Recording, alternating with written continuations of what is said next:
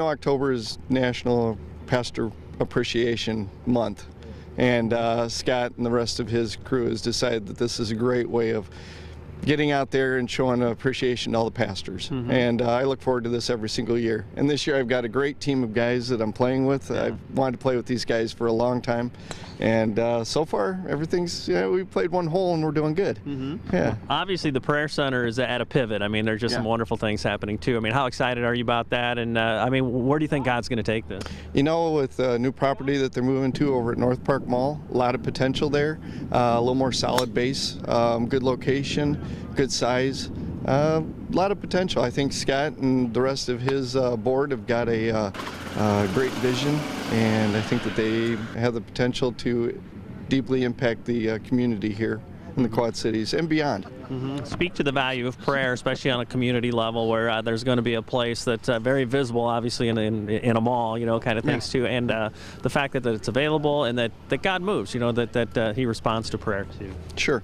The Prayer Center, obviously, when Scott left, his permanent job at Heritage Church, he felt the need to go out into the community, pull all the churches together as one, and to focus in on the advantage of being one group praying together to help support the Quad City community, to help grow the Quad City community, to pray over the Quad City community. And they've done an awesome job of representing that. He does a great job of pulling all these separate entities together as one body for God. And that's, look at what prayer can do. The 10 years I've been on staff at Heritage, I have seen so many miracles. I don't even know where to, every day it's a great surprise, and every day it's just awesome to show up to work and see how God's going to move. First, it's fun. It's a lot of fun to be out here, like you said, rubbing shoulders with guys, enjoying the fellowship, and it is very encouraging. It is a day I look forward to, and feel very blessed to be a part of it, and for these guys to support me, and obviously the rest of the pastors, I'm sure, feel the same way. So I think Shafe called it we're out in the sanctuary too. I mean, does that speak to you as you go from hole to hole? Yeah, it really does. Actually, I grew up in Colorado Springs, and so there the God's creation is a little different than it is in the Midwest. So just to be outside, though, I appreciate it and enjoy it, and so it is to see it that way as God's creation and His sanctuary and His place is good. Good thing to keep in mind. So yeah. Well, tell me how the Prayer Center affects your life in ministry, maybe your church family, and now with what's going on at the mall and stuff, and the potential for incredible growth, I guess. Yeah, for me personally, one of the things that they do is they put on a ministry called Cross Trainers, which is kind of a Bible study for men Wednesday mornings at 6:30. That's huge for me and one of my student ministry volunteers. We go there every week, and it's just a way that I get poured into as a pastor. So that's one of the really primary things that the Prayer Center does. In regards for me, I know that they pray for our city, and that's huge to just know that they're praying on behalf of the Quad Cities and our churches and our church's leadership.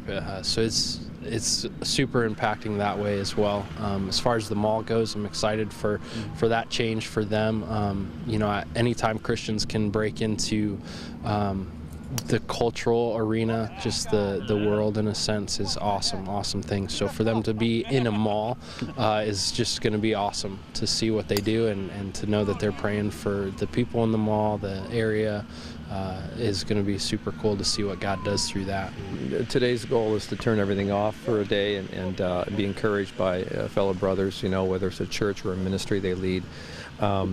Statistics, 15 to 1,800 leave the ministry every month, and we want to just be a little part of stopping that out here. So if it means a high five or a fist bump to encourage somebody, it does.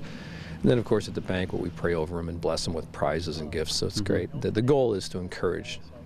What are some of the moments you've seen out here too? I mean, I hear a lot of laughter. A lot of laughter, and that's we drive around. We're hearing laughter again, the high fives and everything, the long putts that drop, and to hear Pastor, great shot, that kind of thing. It might be they don't say that on Sunday mornings after the sermon, but after a golf shot they will. So a lot of laughter, a lot of high fives. Yeah. And obviously they are a support to you too. I mean, talk about that part, how much you value them, especially now with what's going on with the Prayer Center at the mall too. Yeah, the the mission of the prayer center is to mobilize prayer, praise, and training to benefit the church. That's who we want to benefit, and so we want to partner together, link arms together. The old saying, you can do a lot more together than you can do alone, and so that's the goal of a partnership. We want to do everything as a prayer center to feed back into the local church, and so I think it is a two-way partnership, but it's great just to hear the thank yous today for doing this. This is our heart to bless the church. Mm-hmm.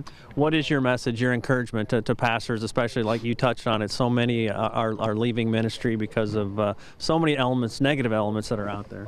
At the end of the banquet, I just want to give them one word that God gave me last week, and that was reading about Mary and Martha. And really what God spoke to me about was no work or no services to be done until intimacy has been established. Mm-hmm. So I really want to encourage them today afterwards at the banquet to, we're all busy, but if we don't really sit at the feet of Jesus, it's worthless. So I just want to encourage them, guys, be with Jesus first and foremost, and then the ministry comes after that.